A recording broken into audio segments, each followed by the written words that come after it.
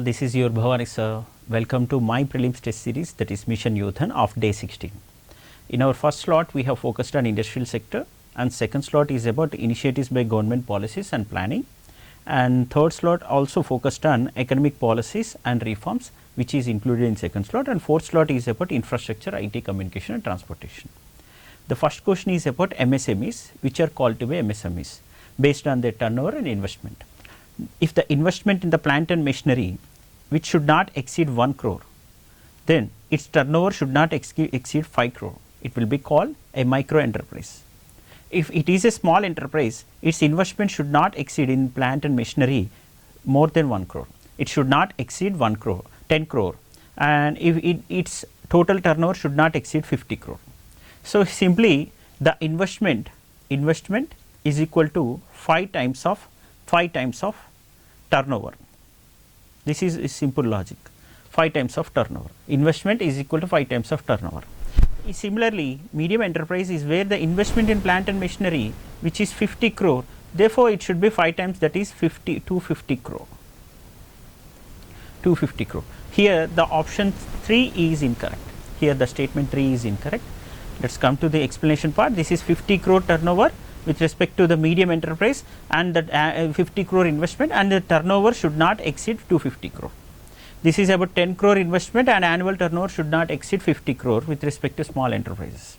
This is a simple question, and it was inspired by the previous year questions of UPSC, which are called to be MSMEs, that is in the CAPF they have asked in 2020, and in the IES exam also, which is conducted by UPSC, they have asked about the threshold of micro enterprises.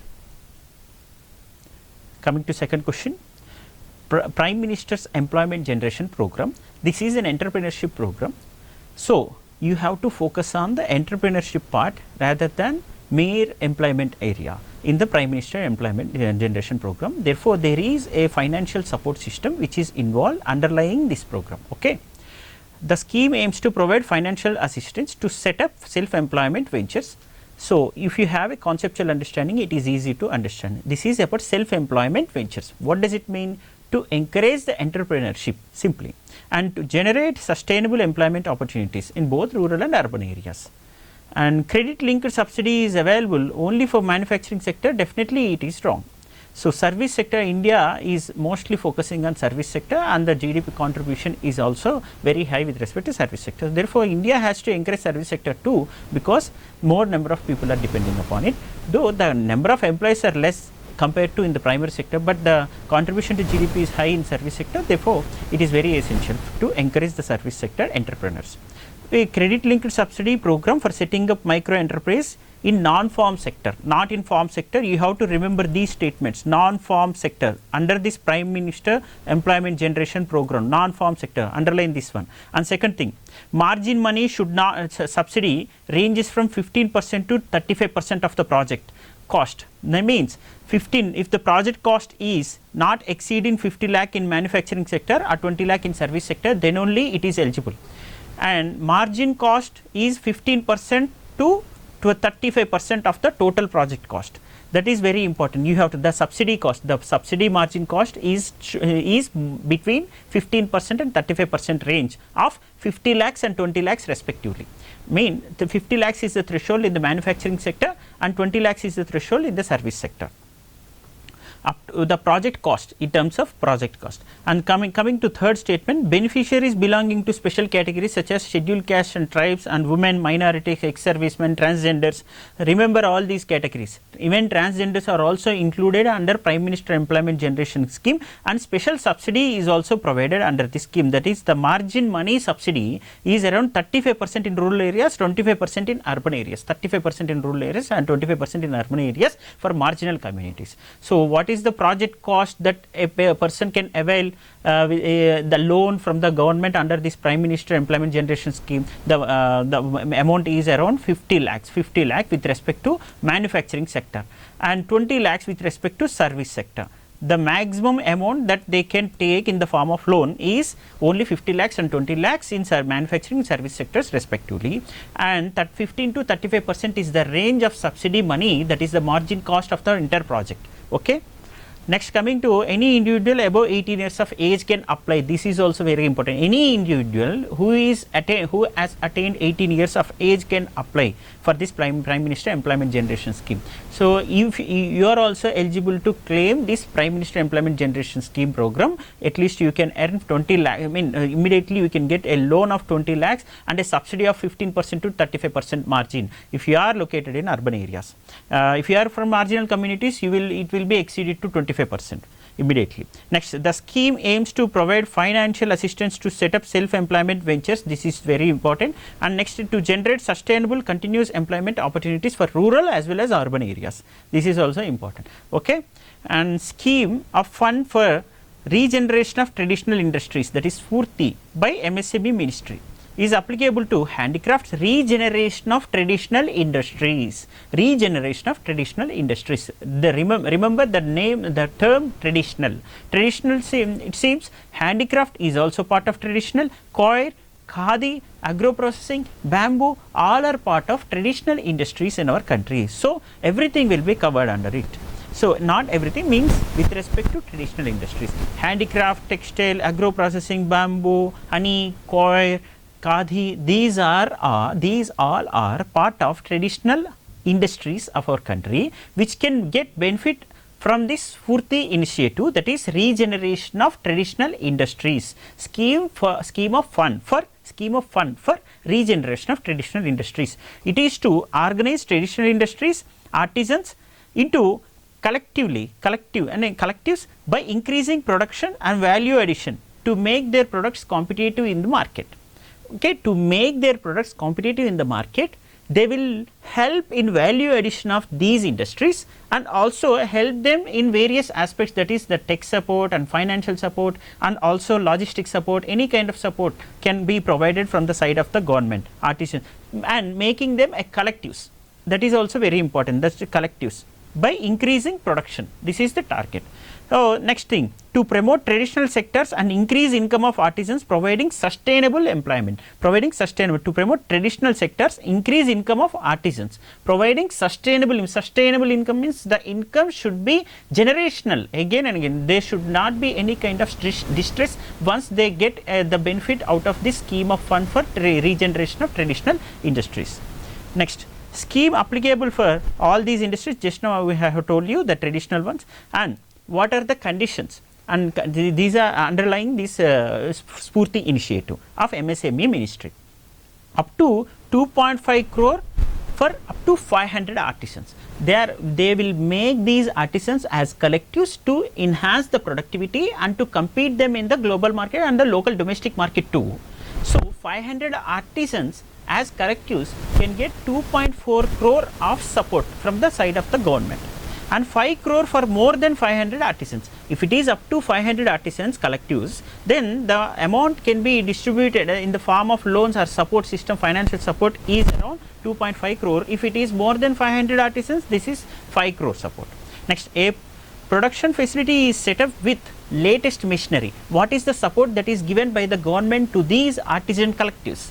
The support system is in the form of production facility for latest machineries and equipments. This is first option, and the second feature underlying this Spurti scheme of MSME is raw material support, soft interventions up to 25 lakh rupees, skill development, exposure visits. What does it mean? Exposure means the MSMEs should be exposed to new testimonials which are successful in the competitive market.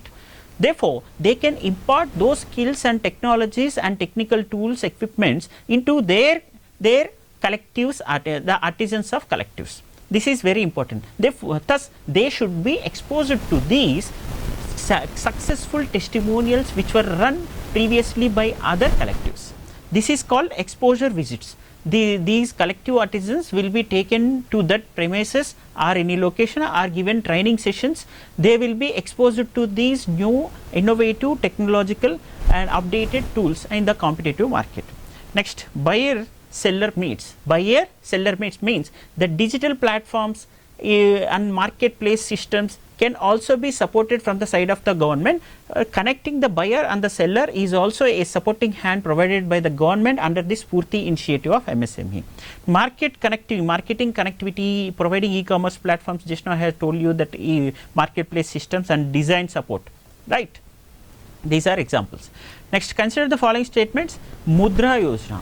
This is very important. Micro Unit Development Refinancing Agency. Mudra is an agency providing easy loans up to 10 lakh to micro small entrepreneurs. This is fine, but Mudra will not, the Micro Unit Development Refinancing Agency is not a regulating agency, and it will not give loans directly to the beneficiaries. It will transfer money through the beneficiary account, through the banks in which the beneficiaries are account holders. The Mudra is just a refinancing agency. It will refinance the intermediaries, first thing. And Mudra does not directly lend the money to the entrepreneurs or individuals. And Mudra loans under Pradhan Mantri Mudra Yojana can be availed from nearby branch office of a bank, NBFC, microfinancing institutions. These are supported by the Mudra funds. From these, the beneficiaries can avail the loans. Borrowers can also now file online application for Mudra loans and Udyam Mitra portal. Borrowers can also approach for Mudra loans through Udyam Mitra portal. Remember Udyam Mitra portal. Why we have chosen this question? Shishu, Kishore, Tarun, these are the stages of Mudra which are provided under this scheme, Micro Unit Development Refinancing Agency. This is a Mudra Yojana scheme. Under this, there are different stages of thresholds which are given loans to the individual entrepreneurs, right. And second thing, this was a question in CDS, and Pradhan Mantri Mudra Yojana is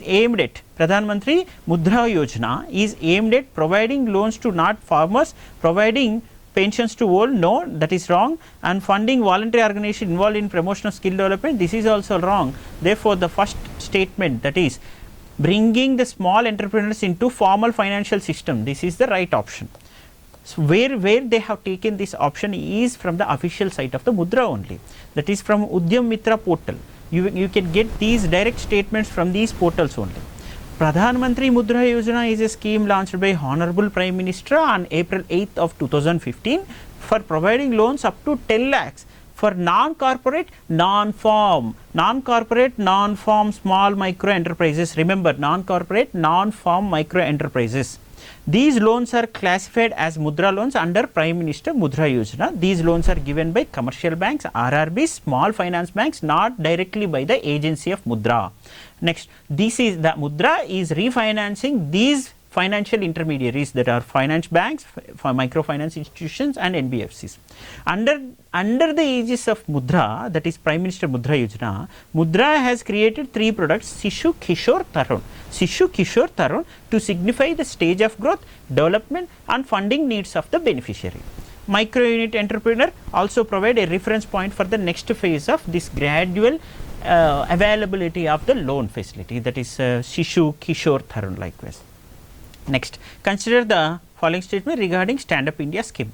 It facilitates loans between 10 lakh and 1 crore to at least one scheduled caste or scheduled tribe borrower. This is 100% true, and at least one woman borrower per bank branch for setting up only greenfield areas. This is also important, but you have to remember one thing. One scheduled caste and scheduled tribe is essential for each of the branch to give loans. Okay, the branch should take responsibility of marginal communities to make them better entrepreneurs and leaders of this society. This is the responsibility. So banks should be mandated to provide loans for marginal communities to make them entrepreneurs. This is a mandatory thing that is for the women and scheduled caste and scheduled tribes under this Stand Up India scheme in the greenfield area, that is agro processing likewise. And under the scheme, enterprises engaged in both manufacturing and service sector can avail loans. This manufacturing and service sector, just now I have told that service sector contribution will be higher, and so therefore new startups should be encouraged under this domain. Next, the Stand Up India scheme is related to which thing? That is promoting entrepreneurs of women, SC and ST communities. This is the true statement given in this PFF in the recent time in 2022. That is why we have chosen this option. This is from the official side. The source is 1 crore to at least one scheduled caste. That is 10 lakhs to 1 crore to 10 lakhs. The threshold is 10 lakhs to 1 crore to at least one scheduled caste and scheduled tribe person, and also one woman who should be the borrower under the Stand Up India scheme from the branch, from the bank, from the branch of any nationalized bank. Next, this enterprise may be in manufacturing, service, agri-allied activities and or trading sector. In case of non-individual enterprises, in case of with respect to collective enterprises, they have given you certain threshold, right? If it is in case of non-individual, certain conditions, this is called non-individual enterprise. Non-individual means there are group of people who become partners to establish a new startup. That is called a stand-up India. That if it is not considering a scheduled caste person to be a major stakeholder, therefore they cannot avail a scheme of stand-up India scheme. So the scheduled caste community will have major stake. A person who is coming from the scheduled caste or scheduled tribe should have major stake, that is 51% of shareholding. Therefore this non-individual enterprise can also avail the scheme under this stand-up India scheme. You have to remember the question may be twisted like this. Under this Mudra Yojana, no non-individual enterprise can avail the scheme. Under not Mudra Yojana, under the Stand Up India scheme, no non-individual enterprise can avail the scheme of Stand Up India. Okay, if that kind of option is given, you will be committing a mistake. So you have to remember, non-individual and collective partners can also avail the scheme under the Stand Up India scheme, but the major stakeholder should be from marginal community, either from scheduled caste or scheduled tribe. This is the condition they have given, right? Are women entrepreneurs. Next thing, which among the following are credit schemes launched by SIDBI for micro, small, medium enterprises? This is Arise and Sthapan. These two are true. SIDBI, this is established by SIDBI. Arise is for already established entities to expand, to help them to support them to expand their entity. This is very simple. This is for the purpose of expansion of the existing organizations. Arise is a scheme introduced by Small and Industrial Development Bank of India, that is SIDBI of MSME. And Sthapan is for greenfield entities. The establishment which is happening at this moment and which hasn't been existing till now. This establishment is nothing but the Sthapan, that is financial assistance to greenfield units for setting up new units, which includes purchase of land, construction of factory building and purchase of equipment, plant, manufacturing units, everything. So these are simply a supporting hand, they are supporting systems and schemes, policies of the government to encourage entrepreneurship in our country. Therefore, you have to remember all these schemes to utilize them for the social justice answers and also the society answers, and in the ethics answers also, answers to provide various solutions to the problems in the society, especially for uplifting the marginal communities. This is very important. Next, according to Companies Act 2013, nominal capital implies. Nominal capital, this is a maximum amount of share of capital of a company is termed to be nominal capital. The maximum amount of share capital of a company, maximum, that is nominal capital under this Companies Act. Why we have chosen this question? UPSC in Combined Defence Service Exam 2015, they have asked about this Companies Act, which is not correct. All the other statements are correct, but it is very twisted one. The third C option may be looking correct, but it is not correct one. Compared to other options, you have to choose most relevant option among the given relevant options here. Act regulates the corporate sector to make it accountable, this is true, and it provides corporate social responsibility, this is also true, and enables wide application of IT, this is also true. You cannot deny all the other three options that are A, B and D, but you have to eliminate the option C, means you have to choose which is not correct here. It provides more opportunities for new entrepreneurs, this is wrong here. Under this Companies Act, this has come into picture to make this corporate sector accountable and to implement this corporate social responsibility more effectively and import these IT enabled resources to make their taxation process more transparent and fair. That is why the maximum the Companies Act question 2013 was given, and nominal capital implies the maximum amount of share that should be held by the company.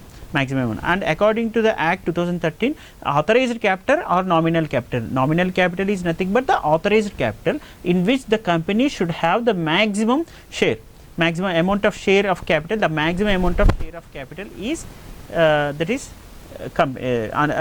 nominal capital. So, this is authorized by the memorandum of the company to determine the maximum amount of share capital of the company. This is also given in 2014 UPSC CSE. Who among the following can initiate insolvency proceedings? This is a financial creditor and operational creditor and corporate debtor. All three stakeholders are eligible to initiate these insolvency proceedings. What does it mean? Simply, the financial creditor is any bank or financial intermediary or any non-banking finance corporation. They can initiate this insolvency proceedings against the debtor, because it is going under debt, it should be paid back. Therefore, I am moving this initiative called insolvency bankruptcy proceedings. This can be initiated by any financial intermediary. And first thing. The second option is operational creditor, who is supporting in terms of technical tools and inputs or other tools, or who is supporting the operation of the debtor, operation of the corporate debtor. That is called the operational creditor. Operational creditor, maybe the input goods and raw material procurement and support transportation or other stakeholders who are supporting the operation of that corporate debtor. They will also initiate the proceedings of the insolvency under this insolvency and bankruptcy code. Not only the loan giver but also the operation giver. Simply, I am giving in the layman terms. Next, corporate debtor. What does it mean? He himself, the debt, who the corporate company which is going under debt can declare himself or herself or itself that I am going to initiate this insolvency proceedings due to certain financial bottlenecks. So, this is the thing under this insolvency proceedings. So, all three are eligible to initiate the insolvency proceeding under this IBC Insolvency and Bankruptcy Code 2016. Consider the statements with regard to Swiss challenge method. It is an alternate method which was introduced in Gujarat in 1999. Later, it was also followed by Andhra Pradesh, Punjab and other states. Around 6 states first time initiated this program called Swiss challenge method in the public-private partnership model. Public-private partnership model. What does this model tell? Very simple. If a person is quoting in a particular bidding which is higher than that of the market price, or if there is any kind of sudden lesser possibility to decrease the rate of the bidding, the other third party will enter and reduce the cost of the project cost. This is a Swiss challenge method.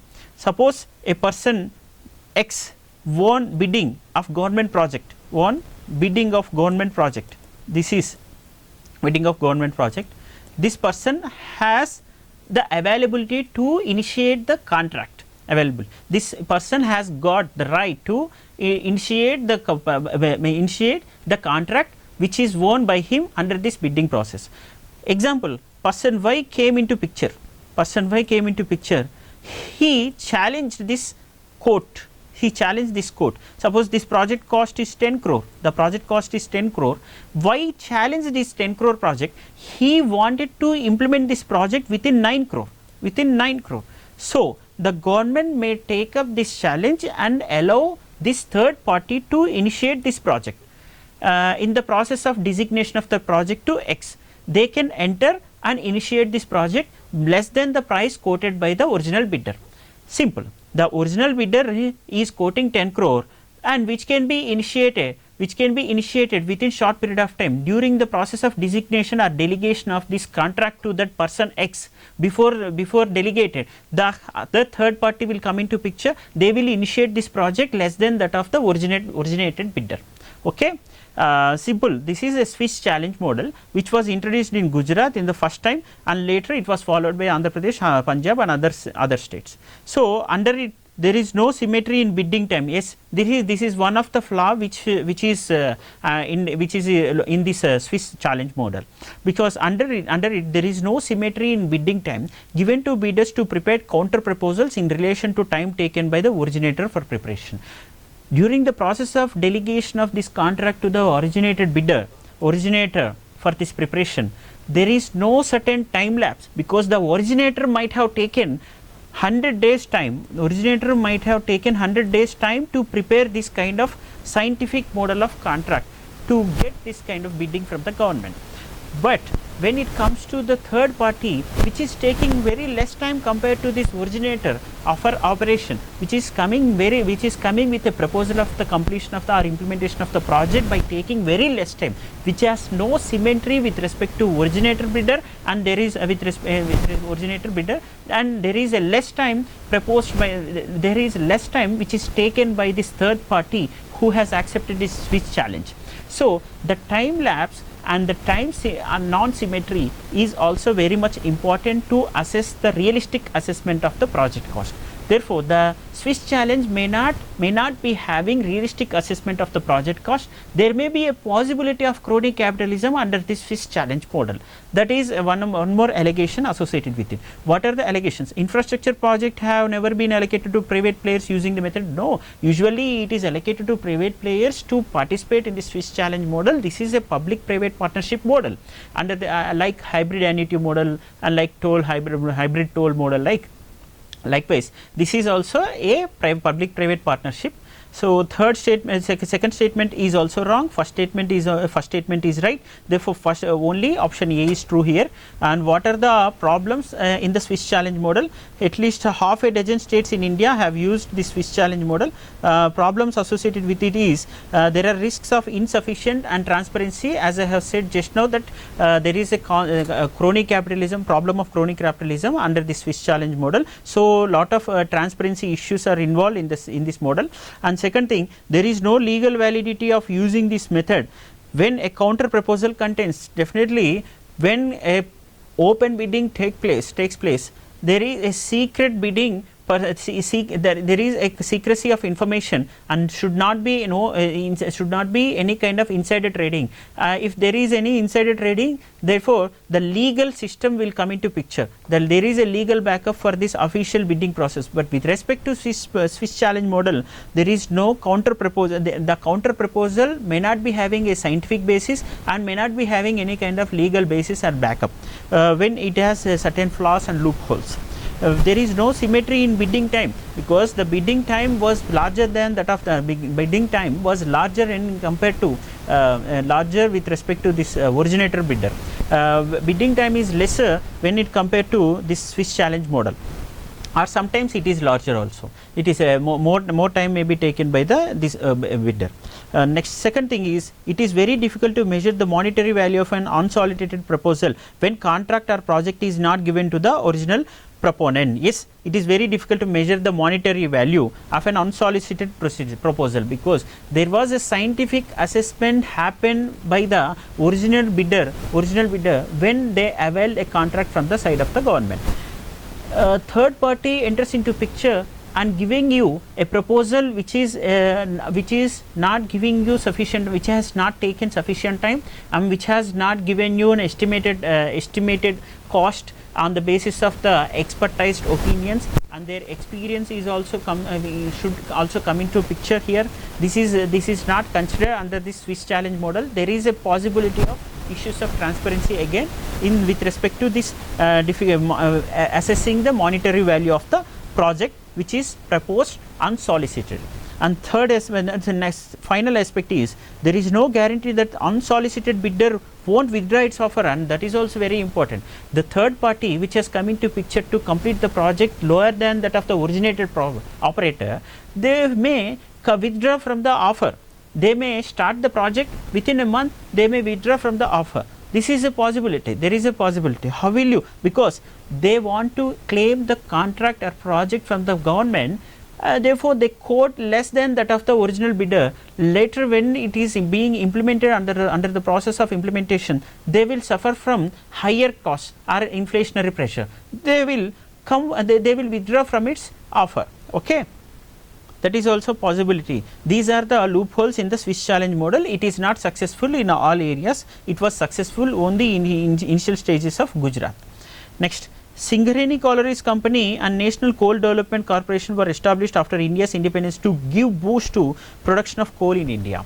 This is this is established before independence, not after independence. In 1944 and 45, Singareni collieries were established. So, collieries were established. So, first statement is incorrect. Coking and non-coking coal mines were nationalized in 1970. No, coking coal was and non-coking coals were nationalized in 1971 and 73 respectively. 71 and 73 respectively. Next, private individuals are barred from mining coal for commercial mining purpose without any end use restrictions. Private individuals are not barred from the mining of coal for commercial purpose. They are allowed after this liberalization scheme, okay, in 1991. After 1991, they have allowed the private players to enter into this coal mining. Next, Jharkhand has the highest coal reserves in India. Only 4th statement is correct. Only one statement is correct here for the 10th question. Consider the following statement with respect to 2018 CSE question. In India, state governments don't have the power to auction non-coal mines. This is also wrong because Singareni collieries is under the state government and also the central government. Both have the stakes here. And Andhra Pradesh and Jharkhand don't have gold mines. This is also wrong statement. Rajasthan has iron ore mines. This is right one. So, these are the statements given in the previous year. We have given you for the purpose of reference and testimony. Next, 33 metric tons during the first plan period itself. The need for increasing coal production efficiently by systematic and scientific development, by bringing this systematic and scientific development in the coal industry was the need of the hour at the time of independence. Therefore, National Coal Development Corporation was set up at that time. Government of India undertaking this project in 1956 with collieries owned by the railways, and its nucleus was set up, major step towards planned development of Indian coal industry. Therefore, National Coal Development was established after the independence in 1956. Government of India had undertaken these collieries. Okay, and second thing, along with the Singareni collieries, which was already in operation before independence in 1945, since 1945, before independence. Therefore, first statement is incorrect as we have discussed. The control of government of Andhra Pradesh and also government of India both have come into picture, and they are maintaining the Singareni collieries with the stakes of 51:49 ratio. Andhra Pradesh government having the major stake and the government of India is having 49%. And statement 2, even the mine owners who are coming from the, who want to enter here, the private players can come into picture after this liberalization process. Before 1970s and 1980s, there was huge exploitation of laborers who were working in the mining areas, and lot of human right violation took place. Therefore, on account of these reasons, central government of India took a decision to nationalize the private coal mines. The nationalization was done in 2 phases in 1971. The first phase with respect to coking coal nationalization, and the non-coking coal mines were nationalized in 1973. In 2 phases it was done. So, the second statement was also incorrect there. Biggest ever reform to transform Indian coal sector was to invite the private players in this mining sector. No end user restrictions for participating coal auction. Even a fresh mining explorer can come into picture, and they will also participate, and partially explored coal blocks were also put for auction, partially explored by the government, and the remaining area can be put forth for the private contractors to enter into this bidding, that is auction process. So, criteria for prior experience was removed under this liberalizing coal sector policy. Next, liberalizing coal sector policy also adopted the revenue sharing model rather than rupees per ton. It adopted revenue sharing model rather than rupees per ton. So, the government had entered into a kind of partnership with the private players. After the revenue exchequer is observed, they want to take certain share out of it rather than per ton amount which was collected prior to this liberalized coal sector. Next, market driven prices as per National Coal Index. This is also true, and rebate to main allottees in case of early production. If they have started early production of this coal, there was a rebate which was provided from the side of the government. It is a kind of subsidy to make them produce as early as possible after the auction process is finished. Rebate for quantity, and a rebate for quantity also if they have gasification, coal gasification and liquefaction methods. If they adopted this coal gasification liquefaction method, means producing gas within the coal mine area. This is called coal gasification. This coal gasification procedure is also encouraged by the government by giving this kind of rebate for quantity. okay, under this coal gasification liquefaction for the private players who entered in this coal mining process. Consider the following statements related to Coal India Limited. It is designated as a Navaratna company under the Ministry of Coal. It is single largest coal company, and this is actually 100% wrong. The second second statement is also wrong here. No, not wrong. Second statement is right with respect to it is the single largest coal producing company in the world, that is with respect to Coal India company, single largest producing company in the world, and headquarters of Coal India Limited is located at Ranchi, Jharkhand. This is wrong because the headquarters is located in Kolkata. This is very important. Why first one is incorrect? It is a Maharatna company, not a Navaratna company. So Coal India Limited is Maharatna company. A privileged status conferred by the government of India to select state owned enterprises in order to empower them to expand their operation and emerge as global giants. What does it mean? Simply, this is a status, that is a Maharatna status given by the government of India to select this state owned enterprise to compete with the global market. That is the simple one. To make it competing entity in the global market, the government of India given this status based on the turnover and the capital, okay, and the fixed capital and its turnover in the global market and domestic market. We empower them to expand their operation, emerge as a global giant. This is also one of the targets that government of India had. Therefore, it had announced Coal India Limited as Maharatna company. Coal India Limited, 3 state-owned coal mining corporate, came into being in November 1975, and with a modest production of 79 million tons. This is at the year of its inception, Coal India Limited. Today, it is the single largest coal producer in the world. After its establishment in 1975, within 3 decades, it had emerged as one of the single largest coal producers in the world and one of the largest corporate employer with manpower of 2,48,550. 2,48,550 as on 1st April 2022. The largest employer, corporate employer. Next, with reference to insurance sector in India, consider the following statement. It is dominated by not private sector. Even you know about this Life Insurance Corporation of India, which is a dominant player, and also commercial banks, which are nationalized banks. They are playing a dominant players in the insurance sector. Therefore, first statement is absolutely incorrect. You can eliminate option A and B. You have to choose option 3 because it is available in option C and D. So foreign reinsurers can set up any branch in India anywhere. That is also true. That is fine. Second statement is true. Only union government can frame laws in this sector. Definitely, it is a union subject in the 7th schedule of our constitution. Therefore, third statement is absolutely right. Next, consider the following statements regarding micro, small, medium enterprises. Micro, small enterprises. Currently, there are no items exclusively reserved for production by MSEs. This is true statement because there is no restriction or also no reservation imposed for no reservation given, a privilege given for this MSE in with respect to production of goods, items. Okay. And central public sector units must procure at least 25%, not 20% products or services from micro small enterprises. Central public sector unit, when it wants to procure certain goods for its administrative or operational purpose, it must procure at least 25% of the goods from these micro small enterprises. This is the mandate given under this micro small enterprise policy, procurement policy of micro small enterprises order 2018. Every central ministry or department or any public sector undertaking shall set an annual target of procuring 25% of goods procurement from these micro small enterprises. Okay. With reference to economy, the term predatory pricing refers to predatory pricing. Predatory pricing is very simple. In a competitive market, when a price is predation in nature, means it is able to compete with other, and also it will swallow other entities. It will swallow due to its low pricing policy.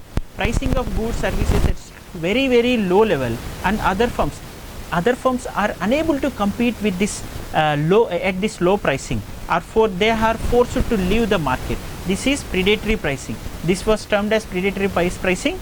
And why it can be considered illegal, but it is very difficult to prove its illegality, because the quality and affordable pricing which is maintained by any entity cannot be questioned in a court of law without any substantiating evidence of unfair trade practice. For example, predatory pricing is illegal activity, but predatory pricing violates antitrust laws, and also it will bring monopoly. It will be very difficult for other entities to sustain at this low level of service giving, right. So, it is very difficult to make it culprit in this competitive market, rather than a deliberate attempt to undermine the marketplace. If what is more, predatory pricing does not always succeed in its global, but this predatory pricing may not be successful always, because at this low price it is very difficult for an entity to succeed and to make itself a global giant, and it will to recoup its lost revenue in the process of giving this predatory pricing. It will be very difficult, right. Recouping lost revenue is very difficult, this predatory entity. So, this is also very important. Successfully it will not eliminate the competitors. Most of the times this predatory pricing had failed situation. Only with respect to certain communication sector, in the Reliance communication with respect to Jio, it had a kind of predatory pricing mechanism during this 2016-17 trends. So, it was also questioned in the trial. You have remembered this one. So, that kind of low pricing mechanism may swallow over other companies. So, consider the following statements regarding the newly enacted the Industrial Relation Code 2020. Industrial Relation Code had replaced 3 laws, that is the Trade Unions Act, Industrial Employment Act and Industrial Disputes Act of 1947. Trade Unions Act came in 1926 and Industrial Employment Act 1946, Industrial Disputes Act in 1947. So, these 3 acts amalgamated in Industrial Relations Code of 2020. Okay, and it became very controversial when it came into picture, because it had increased its threshold of 100 rather than 300 when it wants to retrench its employed or close its entity. Initially, when it has to retrench its employees, the mandatory clause is at least it should have 100 plus employees. Therefore, it should seek permission from the government and to retrench the employees. Before seeking any kind of permission, if there is a kind of retrenchment happened with respect to labor, therefore, the government can definitely make it illegal. So, labor rights were very stringent at that time. After this 300 threshold, when it came into picture, the government can retrench its employees if its employment threshold is below 300. If their employment threshold is below 300 without seeking any kind of permission from the side of the government, the private player can retrench its employees. Simple, retrench its employees. Those with workers up to 300 will be able to resort to closure or retrenchment and layoffs without prior permission from the government, and the state government are authorized to increase this threshold to 300. For example, the central government has given 300 plus employees. The company which is having or holding may have to seek permission from the side of the government if it wants to close its entity totally, or if it wants to retrench its employees. Okay. If it is below 300, the employer or the organization which is holding less than 300 employees, no need to seek permission from the government to retrench employees. This is fine with respect to central government under this Industrial Relations Code. When it comes to the state government, it can enhance its more than 300. Therefore, more number of employees can be retrenched without seeking any kind of permission from the state government. This is one stringent law which is violating certain labor norms and rights. This was the controversy in the 2020 times when it came into picture, the Industrial Relations Code 2020. It amalgamated in the Trade Unions and Industrial Disputes Act and Industrial Employment Act. It amalgamated 3 laws. Next, strategic sale of public sector unit implies the private sector hasn't been given any role post disinvestment of the PSU. This is private sector hasn't been, no, it is wrong, because strategic sale of public sector unit implies the private player actually will hold majority stake and decision making will come into the hands of the private player. Okay. And also decision making may be in the hands of public sector unit, but major stakeholder and major decision making can also come into the picture of the private player in the real picture, but in the theoretically it is in the hands of the public sector unit only, but major stakes should be in the hands of the private player. That is called strategic disinvestment. In the strategic disinvestment, the decision will be in the hands of the government. Most of the cases this was given theoretically, and private player will hold major stake. This is strategic disinvestment. The more stakes may be up to 50% or more higher than 50%. This is the stake that they can have or hold in the public sector units. When it comes to decision making, it may be in the hands of public sector unit, but however, when it is in reality, in the real case, the private players definitely, when they are having major stakes, they will have more rights in terms of recruitment and removal, and their influence is higher if their stakes is higher. Simple. So, this strategic disinvestment has become controversial in recent times also, and various times it was in the news. Consider the following statements with regard to Atal Pension Yojana. It covers only unorganized sector workers, not organized sector workers. Therefore, first statement is incorrect. This was asked in 2016 in civil service examination. It is a minimum guaranteed pension scheme for unorganized sector workers. Okay, and it is open to all Indians between age of 18 and 20. This is also true. It is open to all Indians between age of 18 and 20. This second statement is true. The minimum period of contribution by any subscriber under Atal Pension Yojana is 20 years. This is true. Administered by Pension Fund Regulating Development Authority. So, it is not all, none of the above. This is about only 3 statements are correct. We can make it only 3 statements are correct, and I will make it correct in our original PDF, because second statement, third statement and fourth statements are correct here.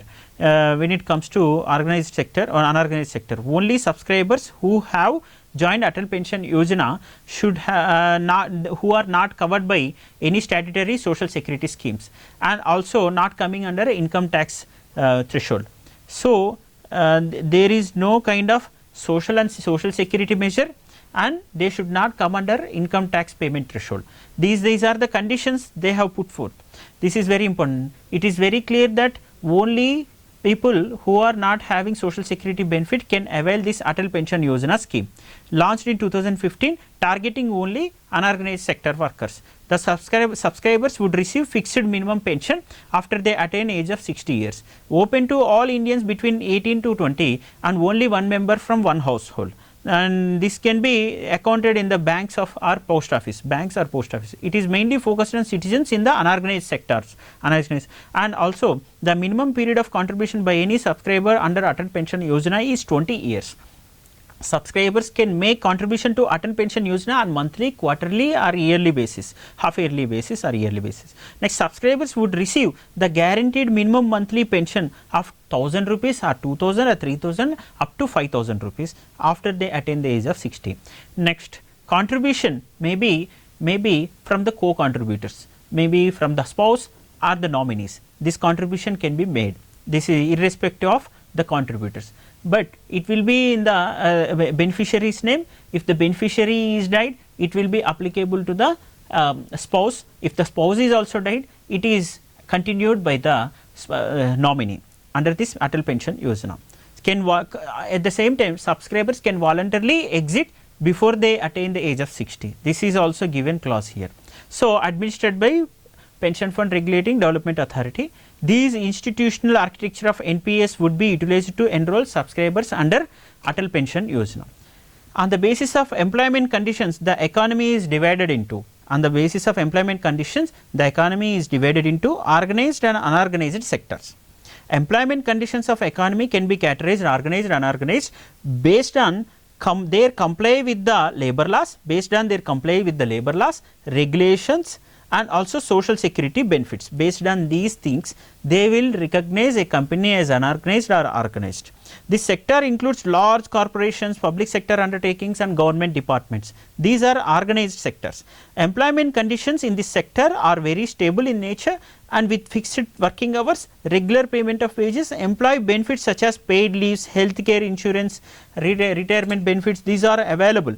under this sector, organized sector. So, on the other hand, unorganized sector are completely contradiction in it, completely opposite to it, and this sector belongs to include small scale industries, street vendors, home based workers, they are coming under unorganized sector. This was a question in CAPF in 2021. Next, NABARD, IDBI, SEBI, SIDBI. Why we have given these options? Because in 1995 CSC has asked this question regarding even ICICI, that is Industrial Credit and Investment Corporation of India, and IFCI, Finance Corporation of India, and Industrial Development Bank of IDBI, Unit Trust of India. These were asked to arrange them in chronological order. In the same way, IDBI was established in 1964, and National Bank for NABARD, that was established in 1982, and Securities Board of India established in 1988, 1990 SIDBI was established. SIDBI was established. Privatization includes sale of public sector enterprises to private sector. This is also part of privatization. When you sell more number of share to private sector, when they have majority stakes or equal stakes, that is called privatization of this. And participation of private sector in management in public sector enterprise is also privatization. Okay. Therefore, option C is true here. The transferring of ownership and control of public enterprise or assets to private entities may be in the form of one thing, that is public enterprises to enter into private sector, public enterprise to sell the shares to the private sector, or participation of private sector in the management. These are the two things, and two are correct here. Okay, two are correct. So, these are the questions which were given in the CDS 2013 and various questions from CSC, CDS, CAPF, UPSC. I think this session would have helped you. All the best and thank you. If there is any doubt, you can ask me in the comment section. Thank you.